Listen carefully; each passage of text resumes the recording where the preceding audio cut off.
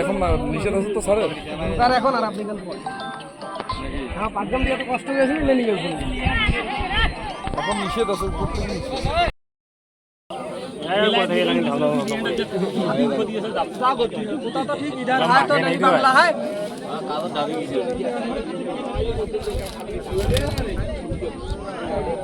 জানে বলে বাংলা কেমন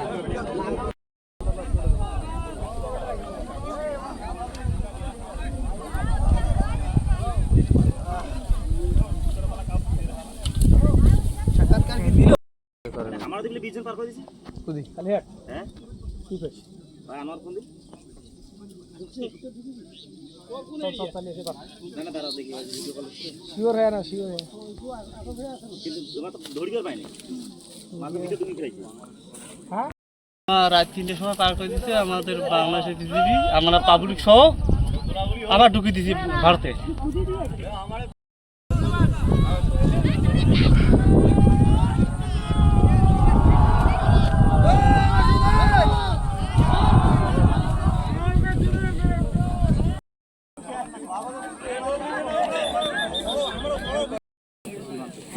এই ফুটেজ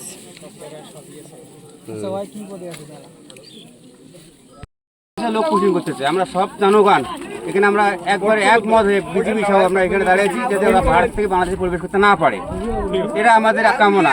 আর বিজেপি যারা উচ্চ কর্মকর্তা আছে ওরা সবসময় ওরা দিকে চোখ রাখবে, আমরা যদি ভারতের কোনো মানুষকে বাংলাদেশের মাটিতে আমরা নিতে না পারি।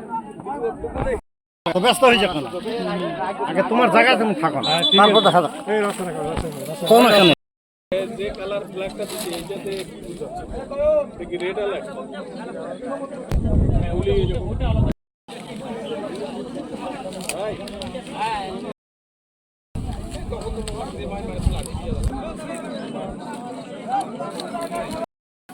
এইখান থেকে ব্যাখ্যা দিয়ে ফেলে লোক চলে গিয়েছে এইখানে, এখান দিয়ে আমার উড়ি দেখি লোক আসে বসিয়েছে, পানি ভিজিয়েছিল। আর ওর বিএসএফ তো ওইখানে আছে, ওই এখান থেকে আমার দেখিয়ার পর বিএসএফ সব আমার বিডিএফ সহ আনিয়ে বসে দিচ্ছি ওই জায়গায়। ওখান থেকে এখানে আমার ফিরে লোকরা এখানে আনি এই এই অবস্থায় তখন থেকে আসি দাঁড়িয়ে আছে এই ইন্ডিয়া। তোমার লোক ঘুরি না নিলে দোকানে ইন্ডিয়া জমিতে একটা বাড়ি বাড়ি দিব, ইন্ডিয়া জমিতে তবু আপনার প্রবেশ করে দিব না, এটা ইন্ডিয়া জমি বাড়ি করে দিব। যদি ইন্ডিয়া জমি ইন্ডিয়াওয়ালা ঘর আবাদ করি আমরা ওইটা আনি খাবে, যদি আমরা ভেজাল পেকাবে দোকানে আমরা আরও নাটি সঙ্গে আসি এই জায়গা।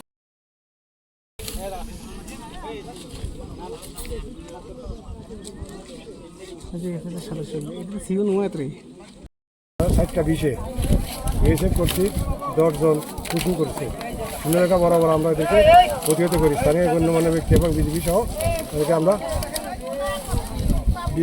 সীমান্তে আটকাই এবং বর্তমানে তারা সীমান্তের রেখা থেকে 30 গজ ভারতের অভ্যন্তরে আছে।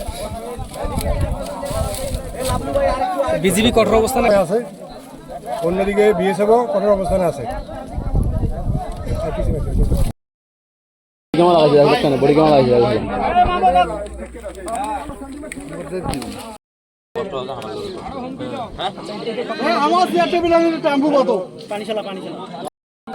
মানে শুভেন্দু অধিকারী যখন থেকে মনে করেন যে তারা ক্ষমতায় আসছে বিজেপির পক্ষ থেকে, তখন থেকে তারা মানে ভারত থেকে মানে কিছু লোক বাইর করবে নাকি এটা নাকি তারা মানে পদক্ষেপ নিতেছে।